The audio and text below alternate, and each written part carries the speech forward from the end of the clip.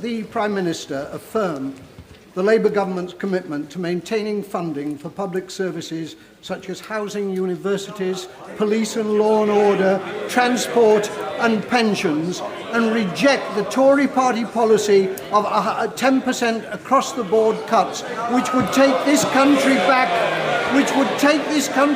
to the worst days of Thatcherism. So it looks pretty clear which way we're going with this, Prime Minister's questions.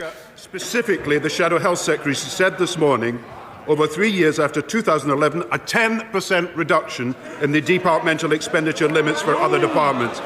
It is a very tough spending requirement indeed, he said. And he said the job of the Shadow Chancellor is to be clear about where the spending restraint bites. There can be no doubt that the choice, whenever it comes, is between a government that is prepared to invest in the future and a Conservative Party that is going to cut. Now, David Cameron. When even the old-timers are reading out the whip's handout questions, that's when you know things are really bad for the government. Can I first of all say how pleased I am to see the Prime Minister in his place? Let me be clear, Mr. Speaker, about what we think of electoral reform. We want to keep the existing system. We support the link between one MP and one constituency, and we back our system because you can throw out weak, tired and discredited governments. And let me say, we supported this system when we were behind, when we were ahead, when we won, when we lost. So can I ask the Prime Minister, why has he suddenly discovered an interest in changing the electoral system? Does it have anything to do with the fact that his party got 15% of the vote last week? Mr. Speaker, finally, after many, many weeks, a question on policy. Isn't it remarkable? It has taken this time for the Conservatives to come up with a question.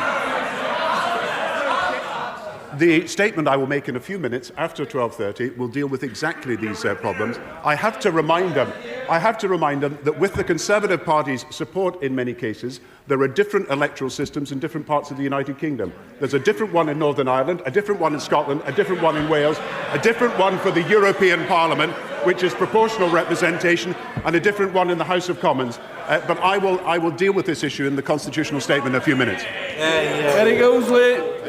Oh, my apologies. Speaker rushing on a bit too fast there. David Cameron's got another 5 questions to come. Thank you, Mr. Speaker. I'm sure, Mr.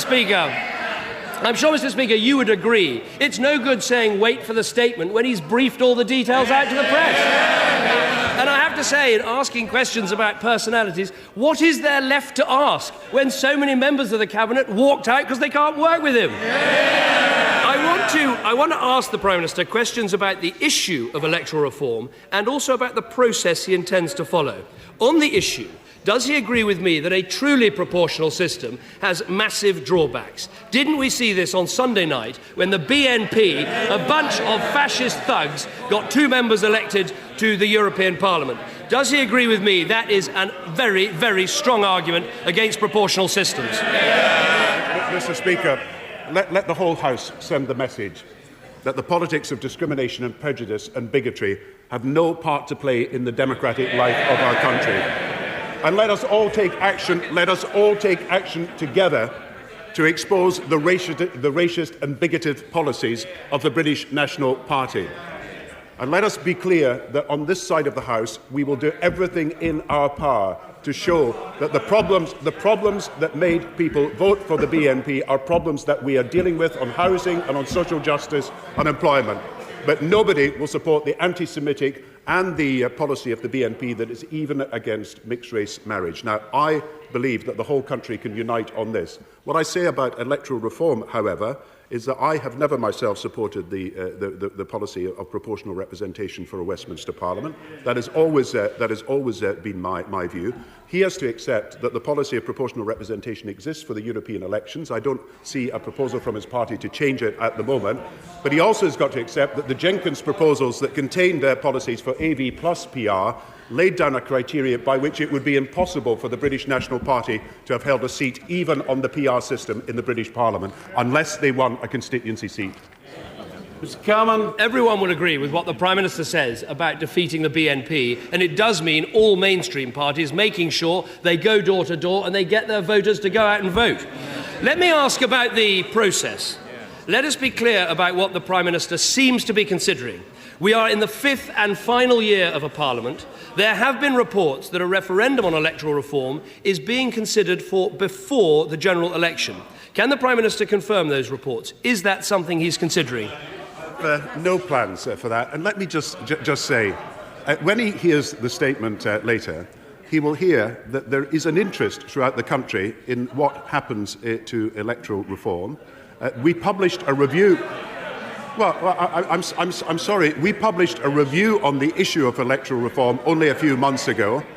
That has led to a serious debate in the country. But we are not putting proposals forward today. And if I may say so, I said he had moved on to policy, but there seems to be an element of self-interest in the way that he is approaching policy. Is it not strange? Is it not strange? Is it not strange? Is it not strange, Mr. Speaker? Conservatives have a bit of a laugh because I think Gordon Brown was trying to do exactly what he's accused them of. Speaker intervening. I'm not getting much help from the Chief Whip. Well, a quick go at Patrick McLaughlin as the Conservative Chief Whip. Even I can tell the Chief Whip to be quiet, but the Prime Minister must be heard. Prime Minister. Is it not strange they're not even interested in discussing